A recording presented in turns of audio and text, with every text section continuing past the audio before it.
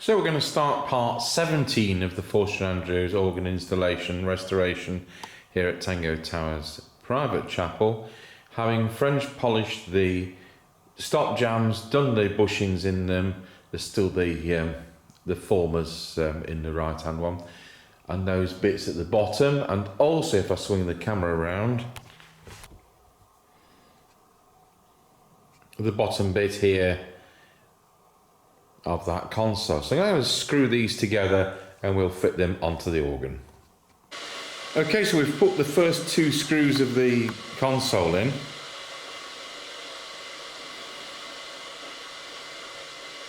And so the next thing to do is to start on the first keyboard, which of course is the lowest one. Now if you look at the sides, the left hand side is the one you can see, and the absolute front, you'll see they've been stripped of paint. It had been done in wood grain, but the paint underneath is olive green. The whole organ is supposed to be olive green, and so that is the paint it's going to be. Now, it's very rare I see a painted organ, they're nearly all French polished, but this has been manufactured olive green, and like it or not, that's the colour it's going to be. So here's the bottom keyboard. We know it's the bottom keyboard because it's got the register at the back with the 30 holes in it for the greater pedal coupler, and as this organ doesn't have a swell to pedal coupler, this is the only one with that arrangement. So we'll be taking the front key slip off. No, we'll be putting a coat of polish on it. I don't think we need to. We'll look into that. But the two things we are going to do is this. We have balance pins in the middle and the cloths, and we have bat pins in the front, and all these washers are going and being replaced. These look like they were done on the overhaul in '84 because they're in nice condition and you could reuse them, but I'm choosing to change them all at this point. These look like they went on in 1919. So I may as well get the vacuum cleaner onto this, and we'll start by sucking away all those felts and we'll clean the thing up. This is actually in better condition than a lot of keyboards I see. Sometimes what I have had to do is I've had to straighten up some of the centre pins, the balance pins in the middle, with a pair of pliers. I don't know why they're on one side or what, but the bat pins all look good as well. So if you can see, we've taken the cloths and the felt off. Now on some organs, and this isn't one of them, I'll show you for the demonstration, you need some fine emery paper because the bat pins may have rusted. It's a matter of going down them all like that to get rid of that corrosion, and then back the other way. It's quickest to do it, just all in one operation, one direction. And then with these ones, you take a bit of paper off, and you may have to do a bit of that. But again, on this organ, this is fine. It doesn't need it. What this organ does need, in line with all the rest of them, is it needs grease on all these pins. So this is ordinary mineral grease, and it's a matter of putting some between your fingers and putting it on like that. And of course we're doing that before we put the felts on. And that will last quite a time until you feel it not having any effect, like there.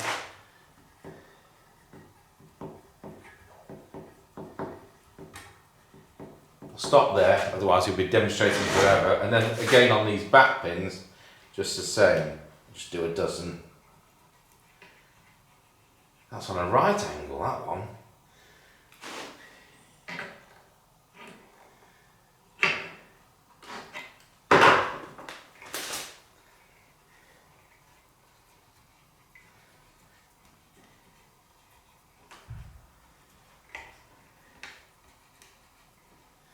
So rejoin me when I start with the felts. That's that done. So we'll start with these front felts. The piano supply houses do these as well as the organ builders suppliers. So For some reason they seem to be cheaper if they say piano on them than if they say organ on them. Again, just puts, and although this is 150 odd years old, you know, it's a standard part. And that's, sometimes it's one big piece of felt with the slits in for these pins to go through. That can be in the centre, it can be at this end. Sometimes they're leather, I've seen in the centre. I think our Conica they're leather. So I'll just do those just for the demonstration. I probably haven't brought across the ones for the centre. There's always one that escapes. I'll just have a look. So just for now, we've plonked these keys with an initial quick clean into the key frame. Just wanted to make sure we've got them all and they haven't gone AWOL. And they're very difficult to read the numbers on them. Some are in Roman numerals and some are in normal writing. It looks like the upper ones have actually been changed, which is bizarre. The previous organ builder has sensibly put a marker pen across so we can actually find the pattern. And there's just one thing I did want to show is that there's a cleaning process at the front. I'll just take this out. Because you end up with, I've gone and done that one, that's about, I've only cleaned 6. And that would be the one I'm trying to show you. And that's another one. I'll take that one out. So you end up with grease from players' fingers onto the next note. And we actually use something that is hard to get these days, which is, where was it? It's down on the floor. Which is this Vim in powder form. So with a damp cloth, it's a matter of applying some of that. So that, you know, if you did it in liquid form, it's not going to do it. It's very difficult to get this, but I did manage to. It looks like they do it for export. So it's just a matter of cleaning that edge like that. So that's another process done. So we'll go through all those and we've got to redo the leather at the back of the keys. So that's our next process. So to start the next day on this, we've had the leather clamped on the back of these overnight. You see a useful use of an old broken back fall. So that's now glued on the back of there, and we'll put the leather on next. As you see, these are in, are these 4-inch clamps? Yes. We've only got 3 of these 4-inch clamps, so we're going to do however many at a time, 2, 4, 6, 8, so we're doing 24 notes at a time. So this is going to take quite a few days to do. So there we have the 2 leathers, which are now on top of that felt. And that's the one I've just done this moment. So when that dries, we'll black lead it. Now we've got the rest of the keys to do, and of course there's 56 of them. So on the first 30 notes, because you've got pedal couplers, which is actually the first ones I've leathered, you've got them on both sides. So I've already done the underside of this one, which is the pedal coupler. So now I'm going to do the top side one. So we'll just do the felt and leather once again. So that's the felt on that one. So now we'll work quickly with the hot animal glue once again. Not sure what's on camera and what isn't.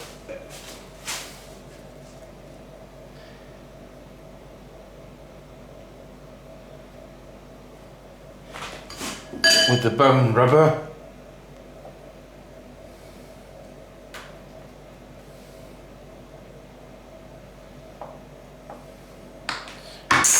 And over with the hot sponge, which is absolutely wrung dry. Checking it's in place with the bone rubber once again.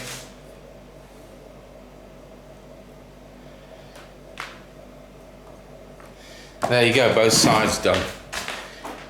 So I've only got 56 of these to do, and we'll rejoin the video I think when that is done. So that's now black leaded. So now it's time to take the clamp off and separate them.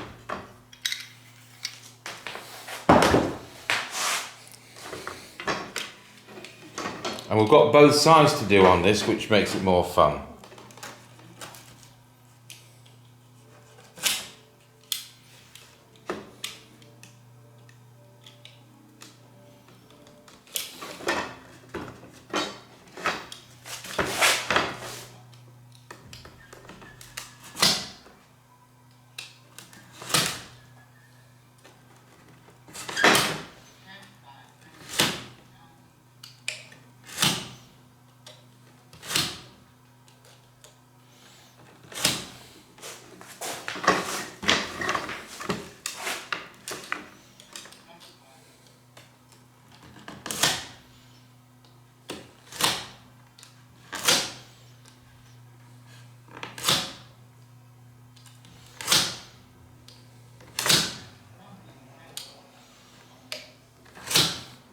And hopefully we'll be able to part those. Just see if we can trim the edge off that one.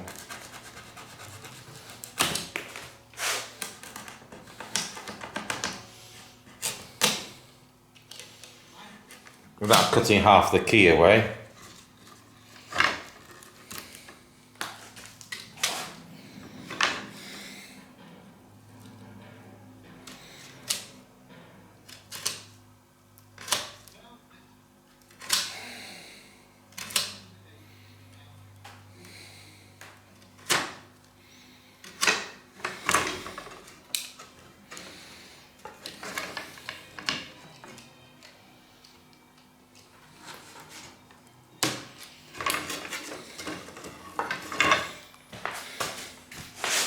So that's the idea. So we've got the top and the bottom done. I'll just make sure those edges are trimmed on the edge there where it was off the edge of the clamp. And there we are, we've just got 56 to do.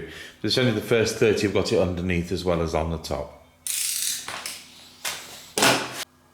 So as I end today, we've got the keys back in the frame, the ones which have been dealt with, as you can see at the back. And then we've clamped. There's a batch there and there's 2 batches of 8. That's a batch of 5 because it takes us up to 30 notes because these are done both sides because of the pedal couple. The rest of them are only done on the top side. So we'll put the camera on when we get a bit further. So with that keyboard in position but not all the notes in because they're still being clamped slowly to have the back leather done, I've now got the other keyboard out of storage and whoops. So that's going to want exactly the same treatment. And of course it's this top keyboard that we are wanting to get working because the soundboard and the equipment we've got in is for the top keyboard. Now, the way these pick up at the back, so we'll just go over to this keyboard again. Right up there are the backfalls for the grate, the bottom keyboard. So there'll be trackers between there and that leather at the back of the keys that I've put on. And there's a register which holds them into position. So we've got the register, so really that's the next thing that goes in, but I'm just going to start on this keyboard because I want to get some of these clamped so we're not wasting the one and only leftover clamp tonight. So just going to get on and just do enough keys to fill the clamp with 8. So it's Friday night, we'll come on tomorrow morning, do 10 minutes and we'll finish the video and that'll be the end of part 17. Right, so I've cleaned the top keyboard now as well, and just to make sure things are fitting right, the bottom one by the way is screwed in properly. We've just put in the top one, it's on dowel so it doesn't screw in. But what I just wanted to do was to make sure things were lining up. Well, right at the back, in fact if I shine a torch, and we zoom in, if I press the right button, right at the back, there's actually a register. And can you see we've put that sticker all the way through to one of the great backfalls, which is one of the ones I made, just to make sure things are in the right place so I can screw the register into position.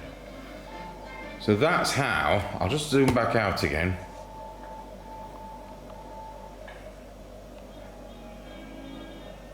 that's how the great action